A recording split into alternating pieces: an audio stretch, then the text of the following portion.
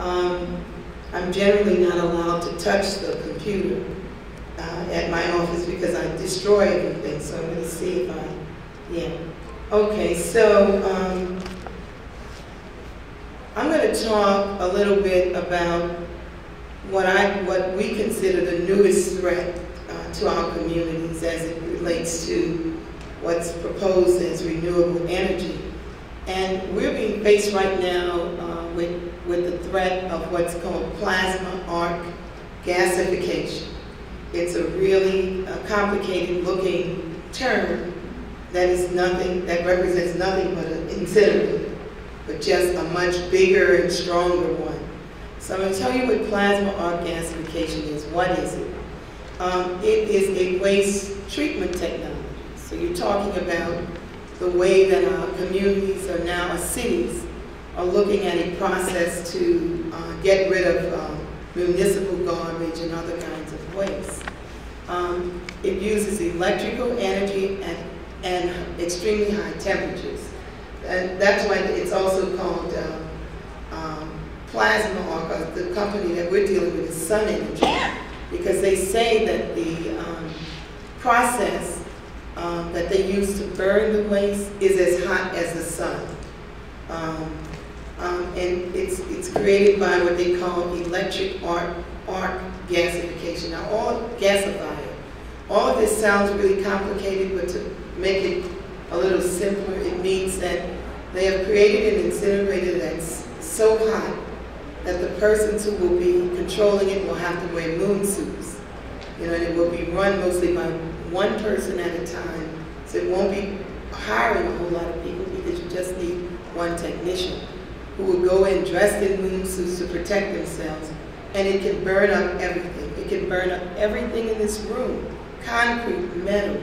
It can dissolve it or create an ash that is extremely, extremely fine. And so what they're basically saying is that this will eliminate landfills completely around the country. And I've already told you this, but plasma arc breaks down waste primarily into what they call elemental gas and solid waste slag in a device called a plasma converter. The process has been intended to be a net generator of electricity, depending on the composition of waste, and intended to reduce the volume of waste being sent to landfill sites. So they're predicting that they would be able to completely eliminate landfills. And when this was first presented to me, I was like, is this for real? Sounds like something really great. You mean to tell me we can get rid of landfills? And my mother always says, if it sounds too good to be true, it's probably not. There must be something else going on for this to happen. This particular technology, plasma arc gasification, is new and it's extremely risky in the waste management field.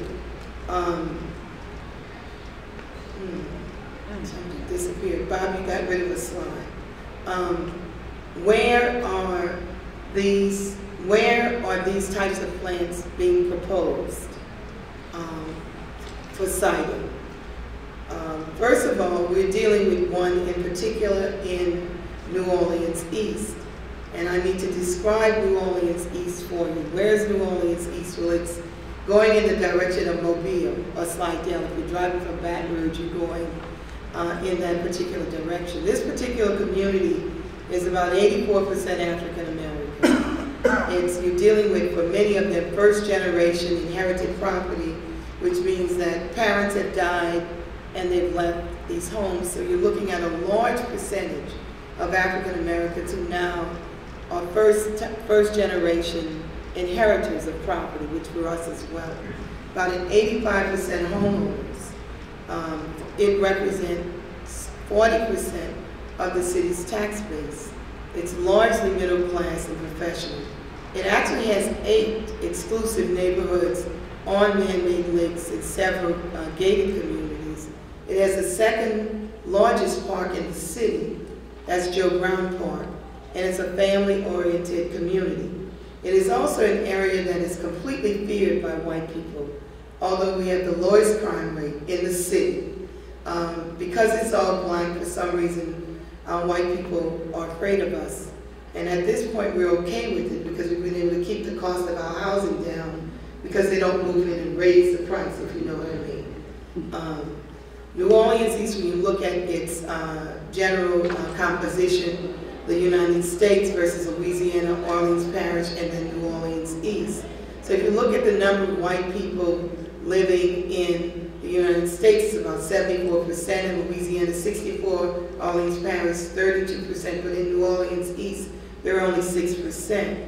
You look at the poverty line, so in the United States, 13%, Louisiana 18%, 21.6% in Orleans, and 19.9% in New Orleans East, which means there's a lower poverty level in the East. Look at medium household incomes, United States 51% for everybody, 42% for everyone in Louisiana, 36,000 in Orleans Parish, and we're at about 32,000 in New Orleans East. Remembering that, of course, in New Orleans East we have rent subsidy, multifamily housing with very poor people in it, and it still managed to be at about $32,000. And when you look at educational attainment, high school in the United States, 84. In the East, we're at 81. Bachelor degrees in the United States, 25%. We're at 15%. And graduate level in the United States, we're 8%. Louisiana, 5%. Orleans Parish, 10%. And in the East, is 5%. Just to give you some idea of who actually lives in New Orleans East. So we're not talking about an extremely impoverished area of the city. When you look at total population change since Katrina, you see that before Katrina, New Orleans East had about 96,000 people. In 2010, we're at 64,000, and it's climbing. It's climbing because many of our people were school teachers, and you remember they completely shut down the school system. Those who could retire came home. The few who could get jobs did. Some of them are working here in Houston, Texas, waiting to retire to come home. So they're keeping their homes to come back, and if the school system ever makes any changes, they'll probably come. You all probably know that we have more chartered schools than any place in the United States. It's a big experiment. The governance of our schools is being taken over by this new movement, and many of our children are completely locked out of the system. Any kid that has any kind of problem has nowhere to go. If you're not at least average, you have some behavioral problems, you have no place to go in the public school system, because our what do you call that? When they kick kids out of school. Not drop out, kick out. Expulsion. Our expulsion rate right now is 10 times the national average. And it's just unbelievable. If you want to see a real crime, it's in our public education system, but I'm here to talk about energy. If you look at educational attainment in New Orleans versus New Orleans East, I think I showed this one already. Then let's look at New Orleans East after Katrina. After Katrina, New Orleans East is the area where you see the two big circles. Let's see if I can point it, where there are two circles, that's New Orleans East. You look at this particular picture, and if you look at the graph, it's showing areas to be redeveloped. Those are the areas with the little red around it, and the areas to be turned into green spaces. You see New Orleans East has actually two of them. In fact, one of them was my neighborhood. And areas where rebuilding would be allowed now, you see none of it in New Orleans East, so we were not even supposed to be rebuilding. And building moratorium until neighborhoods, sorry. In your New Orleans East scenario, are you also including that area that was out there about Florida projects, Desire, in that area? Yes, it is included, yes. Going towards Almanac over in that particular area. it's not called New Orleans East, but it's in this picture. And it is was one of the areas where they were not rebuilding. You have, this map is a little bit confusing because they're calling Eastern New Orleans further out, but Eastern New Orleans actually starts just in front of the two green circles together, because that's the industrial canal. So these were planners who didn't really know our city, making recommendations on how it should be rebuilt. The point is that they were not recommending that New Orleans East be brought back. They were reducing the footprint. And remember, New Orleans East was 84% African American. So the majority of us lost our properties. At least 80% of African Americans in the city of New Orleans lost everything. 80%. But 80% of white people have been able to return. So if you see the difference, they've all been able to come back if they wanted to. Many of us want to come back, but we haven't.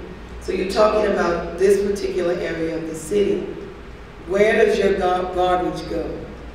Well, in New Orleans it goes eastward, and this is kind of what things look like after Katrina and worse.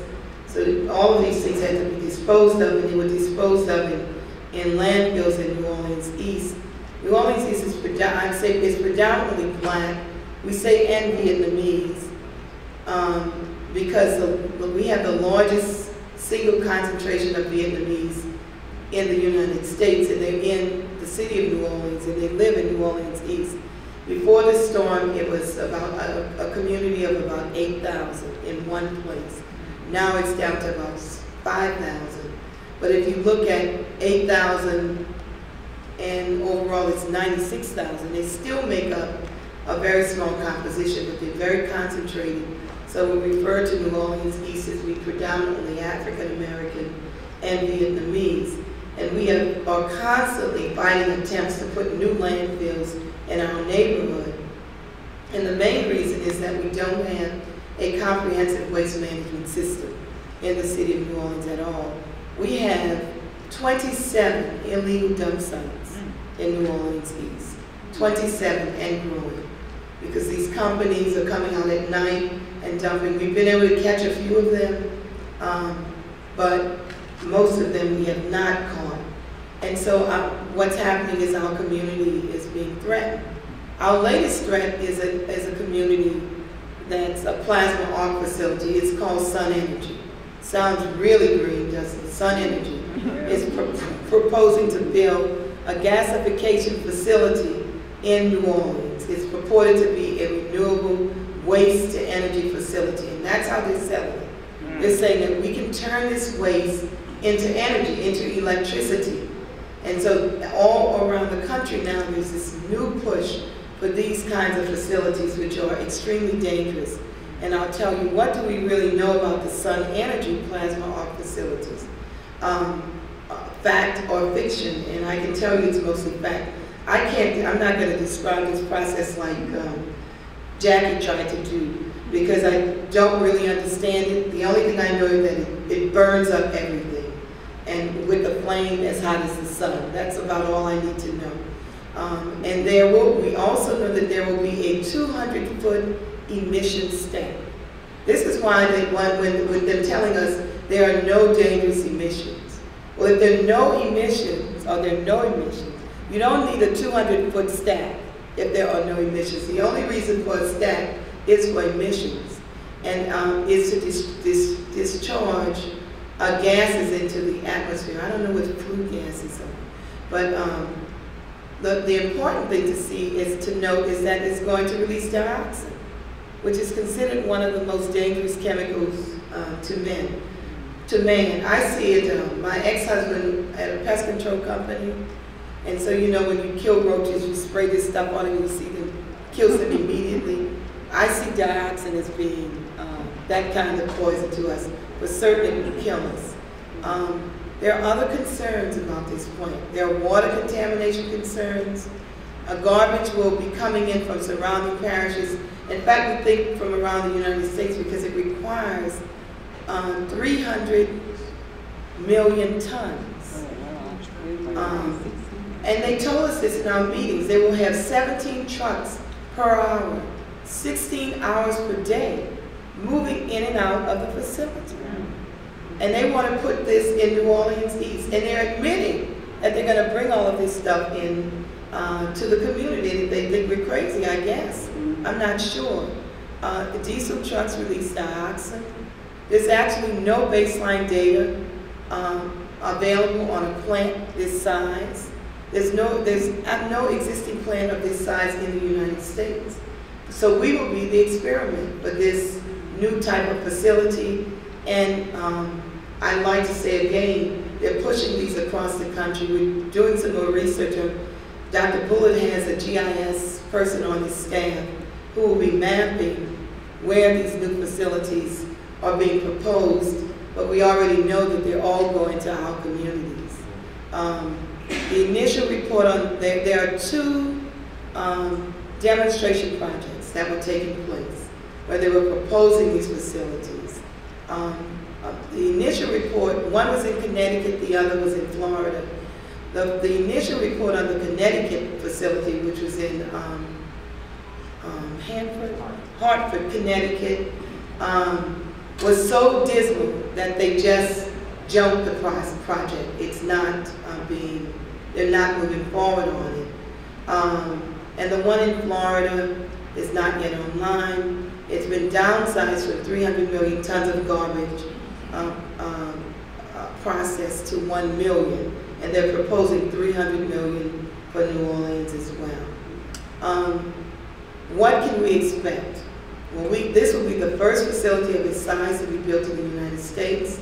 Presently, there are no existing facilities in the world that are not plagued with permitting and pollution problems. There's one, a huge one in Japan, that breaks all the time. It's not been able to produce electricity, and it gets stuck with garbage, just stocked piled, because the facility isn't working. We've talked to the Entergy Corporation in New Orleans. They say that they've looked at this process, it just does not work. They've been trying to get Entergy to buy into it. Entergy is saying no, but they keep pushing.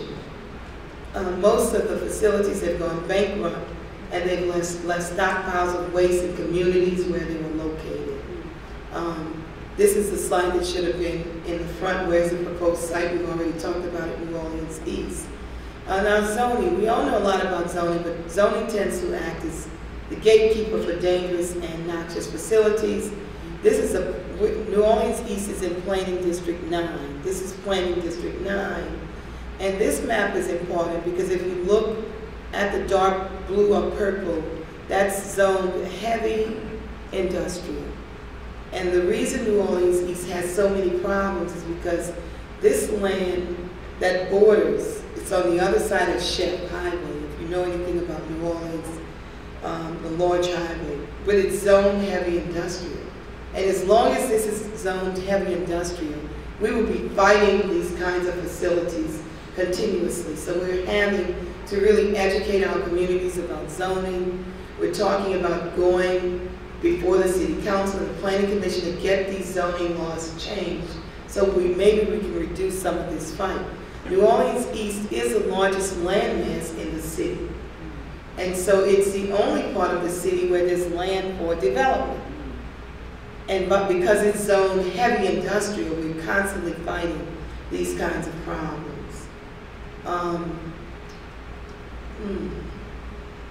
Didn't I do this already? Yeah. Okay. What I wanted to talk about after that is very quickly, what needs to be done. Well, we've been forming some collaborations, and a really important one is a historically black colleges and universities collaboration that we tried to form in connection with the BP oil spill that was facilitated by the NAACP. They brought us together to form this consortium, and we're on our way to getting there. And then we have a worker training program where we actually train young men and women to work in hazmat, and they were involved in cleaning up the BP oil spill in collaboration with Clark Atlanta University. We have sites in Detroit, Michigan, Savannah, Georgia, Atlanta, and New Orleans. We've been doing that for about 17 years. These are just pictures of the HBCU, I guess, collaboration meeting. I don't believe that this is what it is. This looks like a training that we were having. Well, I guess my assistant thought any picture would do. But the point is, I know what these pictures are. So it looks like the HBCU, but it wasn't. This was one of the meetings that we had dealing with the BP oil spill, and there were nonprofits, other nonprofits that were brought into the room for that particular training. We've been attempting to affect policy, and the pictures that I'm going to show you are just pictures that we had in response to the BP oil spill with Catherine Sebelius, who's over health. We've actually met with every one of the cabinet members in the Obama administration. We've met with everybody, from the Department of Labor to the Department of Health. I don't think we've ever had a president that has really turned his staff over at that level. High level people have actually come in to talk with us. We met with the black fishermen, the Vietnamese fishermen, meeting with Sebelius, and our mayor was also at that meeting. I guess of interest in this picture is the former Vietnamese representative of New Orleans East, that's predominantly black. That was turned out while now African-American Congressman Cedric Richmond. So we finally got our people out to vote so we could get our seat back, and we did. And you can learn more about us, and that's our information. Thank you.